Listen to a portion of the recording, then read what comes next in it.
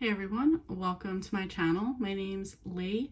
You're watching Dark Roots Creations, and this is my March wrap up and my April TBR.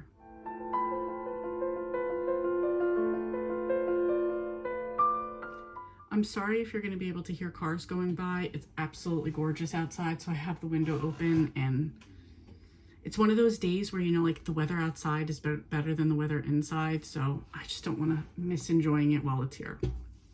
So I was in a bit of a reading slump for this month, so I only got 4 books done.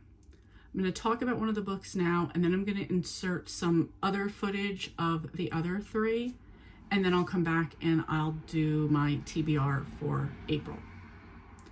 So the first book that I finished is Practice Makes Perfect by Sarah Adams. Is that her name? Sarah Adams? Sarah Adams. This is book 2 in the When in Rome series. It is a romance set in this town called Rome, Kentucky. I already loved the town, so I read book 3 first, didn't realize it was a series, went back and read book 1, read book 2. I have book 4 on hold. I've been 7th in line forever, so when I get to it, I will definitely pick up reading, have the opportunity to read it. Anyway, this one is about Amelia. Amelia is a flower shop owner. Hold on one second. Okay, just had to be nosy and see what all the noise was about. It's about a girl named Annie who owns a flower shop. In the first one, we met her brother and her sisters. Her brother is dating this pop star who winds up enjoying the small town of Rome, Kentucky, moves there, and now this is going to be the story of Annie. And Annie just wants to live a quiet life, kind of the make everybody happy type. And then it starts out with her going off on some bad date where she actually hears the date saying she's boring and call me with an emergency to get me out of here. So she decides to practice dating the pop star Amelia, Amelia's bodyguard. And he's super tattooed, super dreamy, whatever. And so she's gonna practice dating with him because he seems to get all the girls. Even though Amelia's the pop star, he gets a lot of interest himself for being a hottie. So she knows that he's gonna be good to give her the experience that she wants. Of course, it's gonna go beyond that, but they are opposites. So it's kind of that opposites attract type of thing. I really, really enjoyed this one. I gave this one 5 stars. So this is book 2. This picks up directly after Creep. In this one, we're following, or the main character is Abby, who is Ethan's girlfriend. She is in jail serving 25 years for events that happened in the first book, in which she slit the throat of a police officer, defending herself, as she says. She has a ton of fans while she's in jail. And it's still directly, we're dealing with some of the same characters from the first book, including this police officer, Sheila, who was the professor in the first one, and the aftermath of the things that happened in the first story. So this one picks up a lot more on a serial killer website, copycat crimes, and just the underground obsession with serial killers and the what's the word I'm thinking of, fetish of that whole scene. I don't know. Also, this one was really good. I like that we picked up right where we left off and that it gave us a different point of view for this one. Okay, then we go into this book, The Butcher. It's not related to, but there are mentions of certain things in the past in these other 2 books. For example, the serial killer website and a lot of the fan stuff that goes along with this one. This is because there's a girl named Sam, and she's writing a book about a particular serial killer. This is the Beacon Hill murderer. Was that his name? The Beacon Hill Butcher. Sorry, Butcher. The Beacon Hill Butcher. And she has a very inside point of view because her boyfriend's grandfather was the was the police officer that was like involved in a lot of these investigations, and actually was the one who killed the Beacon Hill butcher. So she has a lot of insight into that. Sorry, I just had to remember what the grandson's name was. His name is Matt. He's a chef. And when we're coming into this book, the grandfather is moving into a retirement home, and Matt is going to move into his house. And it's like this gorgeous mansion. And he's very stressed with his job, which is fine, because Sam and the grandfather can have their own conversations. She's just doing a lot of research into what's going on. And while that's going on, Matt is setting up the house for himself, figuring out what's going on with that. But the big twist of this is that Sam believes that her mother was killed by the Beacon Hill butcher, which is why she has such a passion for this story. And she's trying to do some investigation into this. So there are some files that are found at the chief's house. That's, everybody calls him the chief, at the chief's house, that she starts to get some more information. And somebody comes out of the past to give her some information about her mom. I'm going to leave it at that one. But you do get, like I said, the serial killer website. There is mention of Ethan. There's mention of Abby. There's mention of some others, like the website and some of the other people, like previous people mentioned in this other book, as well as some of the law enforcement. Okay, then we get into this book, and I'm going to hold it carefully because this one is kind of like destroyed. Not because of me, just these were all books that were given to me. So it's kind of just like really like banged up in here. There's like pages that are ripped out. But anyway, this one is Wonderland. Again, there's just slight mention of the website and previous issues with other people, like previous murders, and like, again, a little bit of that serial killer obsession with some of the characters in this one. So Wonderland is a place where it's an amusement park. You could start working here when you're 14. A lot of kids, this is like the main thing in the town that like keeps the town running. So they can get away with special considerations because this is like the moneymaker for the town. So this starts with a kid climbing, like, I don't want to say he's a parkour, but like he does like a lot of like he takes pictures, like he'll climb something and take pictures. So there's the Wonder Wheel, and he climbs that, takes a picture of himself, and then the Wonder Wheel starts up and he falls. At the same time, there's a body found, and there's a biker guy who's been looking for his son, who's been missing for multiple years. There's a new, I want to say detective, chief of police. What's her name? Vanessa Cashos. It's her first day as the deputy police chief of Seattle, Washington. Had been, I think she was even employed at Wonderland as a kid when it was called something else. You get the point of views of people that have worked there, some of the police officers, former employees. This was owned by a man, and then his niece comes on and she takes over, and she's like strict about things. But again, nothing is as it seems on the surface. There's a lot that they can get away with. And Vanessa is not going to be doing that. Vanessa has 2 kids. Her husband recently died. She moved back here to start a new life. She's not going to do it. One of her old mentors is one of the police officers from the first book that we've heard about throughout the whole time. So that's like the connection there.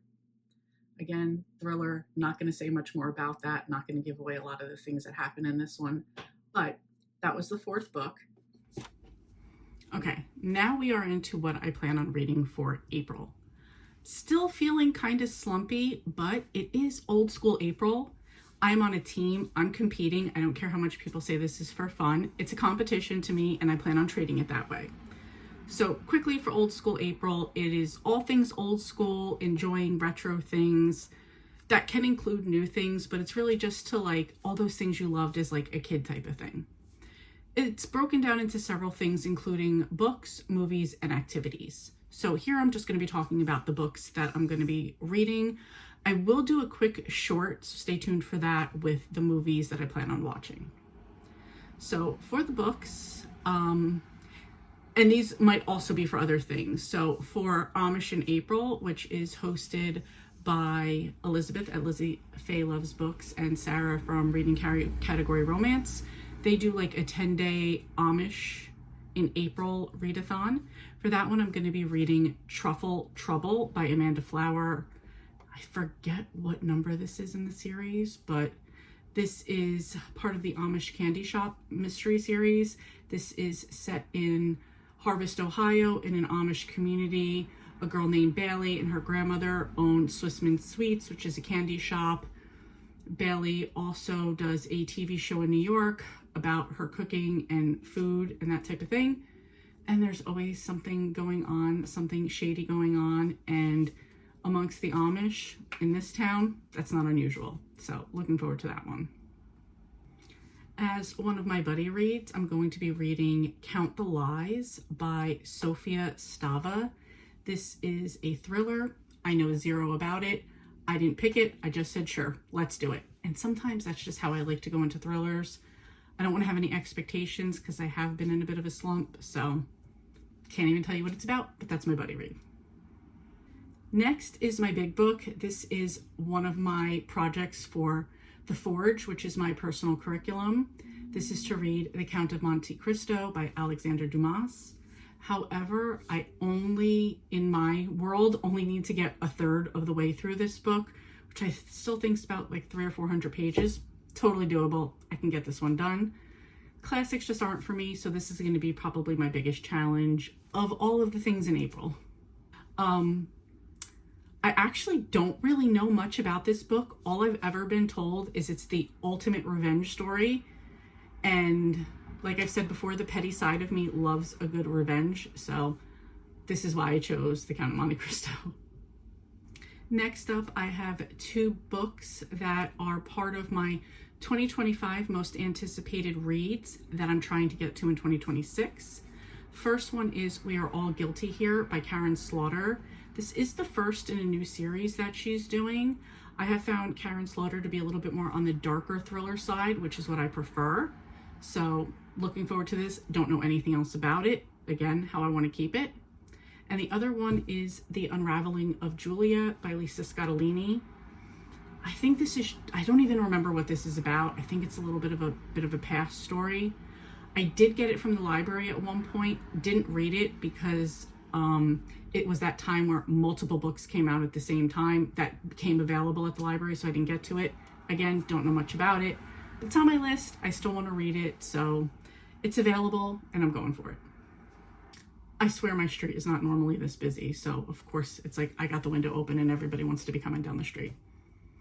Next up is a continuation. I started this in March. This is The Examiner by Janice Hallett. I'm about 30% of the way through this one. It's funny, I already know who the killer is and I already know who the victim is. Because this was a book discussion that Blake from Blake Hart's Books put on. And I was on the live show when Blake and Storm from Storm Reads were discussing it. They did spoiler. I was totally fine with that. They did spoil it and tell me who the killer and the victim were. They also gave me a few other things. So Janice Hallett books are kind of, I forget what it's called, intercessory, whatever. It's where you get like little texts and emails and like journal entries and that type of thing to tell you the story. This is about, it's so far all I'm going to say, because where I'm at in the book, you still wouldn't know what happened. It's about a master's art program, and that's really all that we know at this point. Some people are really annoying through the information that I have so far, but at this point, I wouldn't know what the crime is. I wouldn't know anything. So I'm still going to just roll with that and see how far we get and how it goes. Next up, I have 3 shorts, novellas, whatever you want to call them, that I plan on getting to. I have one that I started today. This is My Sister's Daughter by Liv Constantine. This, I don't even know if I should say what they're about, but this one so far is about a woman and her sister had stopped talking about 13 years ago. Her sister passes away and she decides to take in her niece who she's never met. leave it at that so far. So reading that one, it's a short story. The next one is Witch Please by MZ Andrews. This is part of the Witch Squad Cozy Mystery series. I couldn't remember the name of it. This is short story number 7.5. I feel like I'm the only person I know who's into this. This is a bunch of girls who go away to witch college and their adventures while they're there. That's really all I'm going to say about it. I believe this one is about one of the mothers who also works in the town where the college is at, and kind of a love interest or a, love triangle that she has going on. And then the next one is We Ain't Afraid of No Ghosts, also part of that same series. I believe this is number 12.5. MZ Andrews has taken a hiatus from her writing. I think the last one was like 2021, I think. Don't know what the deal is, but I did see that she had this one out. I think it came out last year. Really enjoyed it. So I figured let me just catch up on the novellas that I've missed in the series. So that's it. That's what I've read. That's what I'm planning on reading. Let me know how your March went, what a standout book was for you, and what you're planning on reading for April. Are you participating in Old School April? Are you participating in any readathons, maybe Amish in April or something else that's going on? Let me know, because those are probably the only two I know of right now off the top of my head. Or just what you're looking forward to most for April, spring, fall, if you're in the other Southern Hemisphere, whatever. Just let me know whatever you want to let me know. And I like when people do this, so I think I'm going to do this. If you don't want to leave a comment, leave an emoji in the comments, and the emoji I would like to see is the tulip. Thank you so much for watching, and I will see you next time. Hey, thank you so much for watching. Your support means a lot to me, and I love connecting with our amazing community. If you enjoy my content, please like and subscribe to stay updated with my latest videos. Thanks again, and I'll see you next time.